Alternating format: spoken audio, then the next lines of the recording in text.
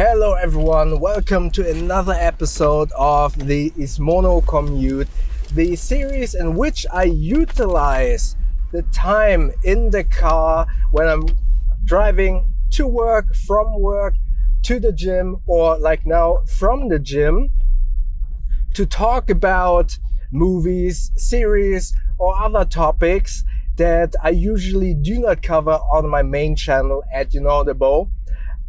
And yeah, today I am just from the boxing gym, so excuse me if I am looking maybe a little bit sweaty, if I'm taking a sip from my sports drink, or maybe I'm eating in between. Please excuse if that is a little bit unpolite, but again, I'm using the time in the car, and these episodes don't have that much editing, so if you want to see my better produced videos about bags, travel, everyday carry, and other stuff, then go to my main channel at the Bow. Today we talk about another series from Apple TV. In my last episode I reviewed Ted Lasso, and I actually mentioned that I kind of forgot the first series that I watched on Apple TV. And the first series that I watched on Apple TV was actually Silo. Silo is a dystopian science fiction series based on a book series. I actually listened on Audible to the very first and second book of the so-called Silo series. The first book was called Wool. And Wool the series Silo is actually just maybe the beginning or the first third of the first book that was called Wool. So I will try my best not to spoil anything, because I'm kind of mixing up in my head how much was actually covered from the book in the series. But again, the series only covers about a third of the first book. To explain the series a little bit without hopefully not spoiling too much, the world as we know it has come to an end basically, and society is now living underneath the earth or beneath the earth in the silos. These silos, I think this is important because at first when I read the books or listened to them on Audible and watched the series, you don't really understand the scale in the beginning, at least of the books. In the series you see it a little bit, but I think it is important to mention a little bit. If you think about like those usual silos that we have with where inside there is corn and stuff like that, or flour, you think of fairly small silos, but these silos are huge. These actually have like 10,000 people inside. So I feel that is a little bit important to know if you hear the word silo and you think about it, because in the beginning when I read the title, I was thinking of like a bomb shelter sized silo, but it is huge. It's a huge silo with a lot of people, with a lot of floors actually, and these floors are only connected by stairs. And that is actually important in the story, because not only separates this a lot of floors in terms of societal impact. Obviously, once you know the scope of the silo and you realize these stairs only connect each floor and there's so many floors, you realize, oh, okay, the quote, air quote, rich people live at the top, and maybe the not so fortunate live at the bottom. So you have this kind of Snowpiercer element of it. Then stuff makes much more sense. You need to know the books or the audiobooks that I listened to were a little bit confusing in the beginning to me, because the author, the writer of the books, decided to have a few time jumps and also jumps in between different people. And I feel when you read the book and you really see the number of the years, or because if you hear something like, just for example, 2340 is the first year, and then in the book, or in another book, in the second book, he jumps to 2350. Then if you don't listen to it carefully, you think, oh, that's just 10 years apart. But in reality, it's 100 years apart. This doesn't happen in the first book yet, but still, for me, listening to the first book, it took some time to get into the way he is explaining the story. It's similar, but not too similar in the series, but you will be able to move along or understand the storyline much easier, in my humble opinion, than the books. So going back to the series and the stage we are in, the setting we are in. So we have the silo, the outer world is completely messed up. Actually, it's, as far as we are being told, also from the trailer, the outside is poisonous.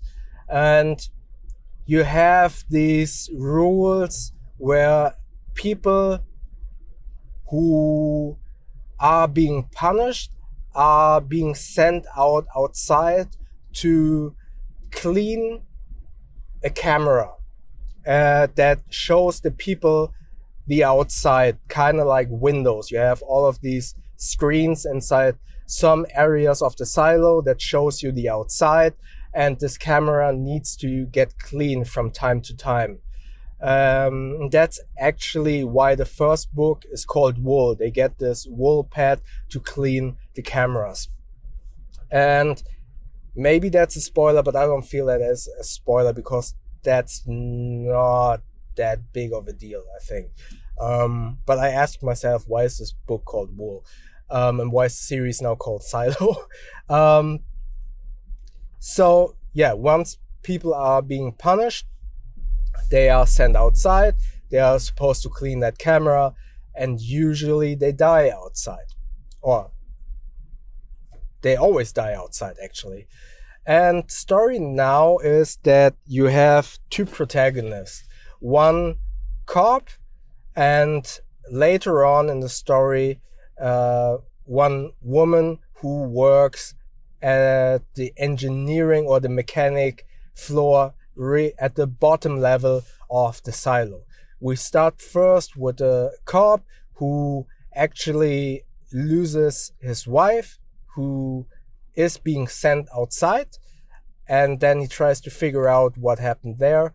And then later on, he also, after a while, is being sent outside, and then we switch to the second protagonist, which is the woman, who then also tries to figure out what exactly is going on in this world, which is the silo.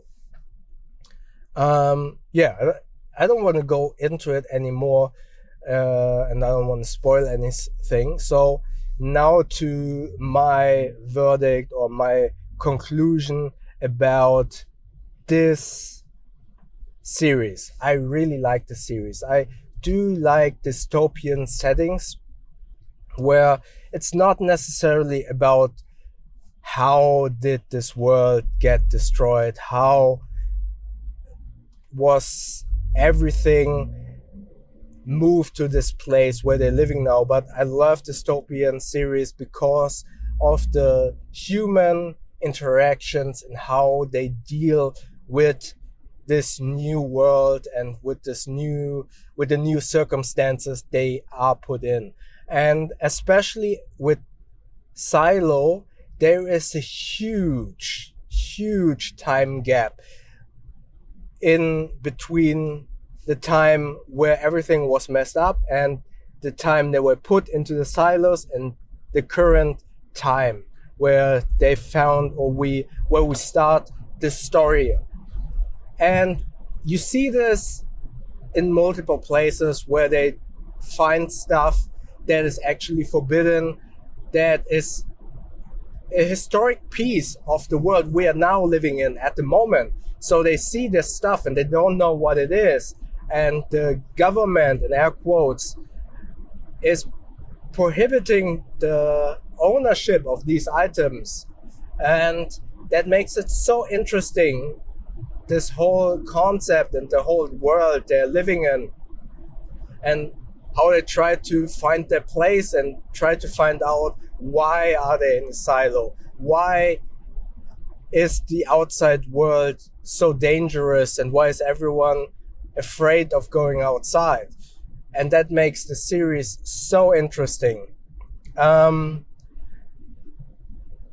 When I came to an end, I was actually a little bit disappointed by the ending, because I knew that there's still so much going on and so many questions unanswered that I obviously already know, having read the first and the second book. And I will actually start the third book later today, although the second book was a little bit confusing, to be quite honest. But I will start the third book.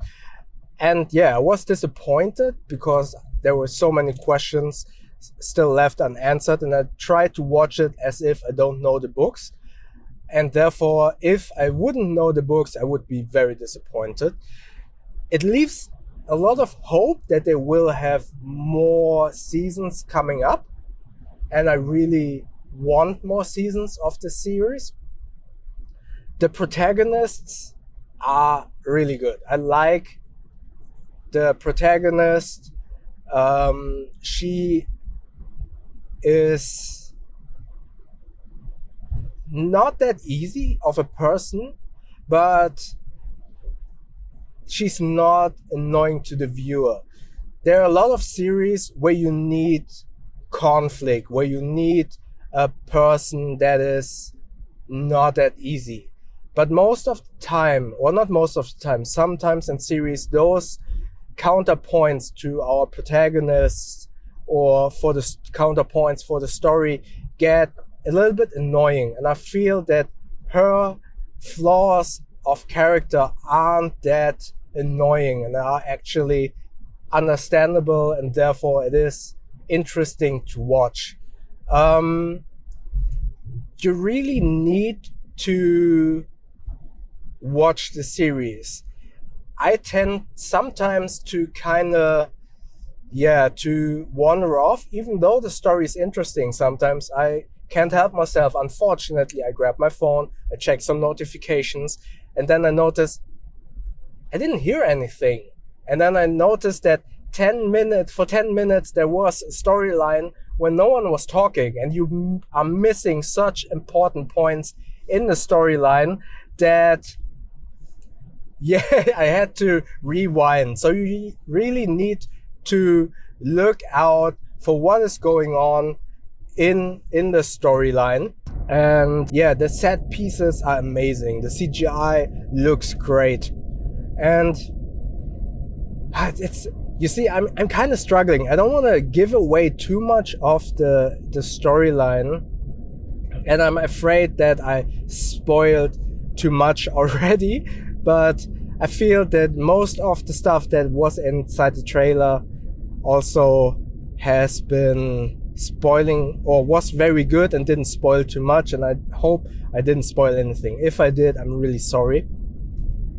But yeah, bottom line, really good story. If you like science fiction, if you like dystopian stories, then I can highly recommend this series.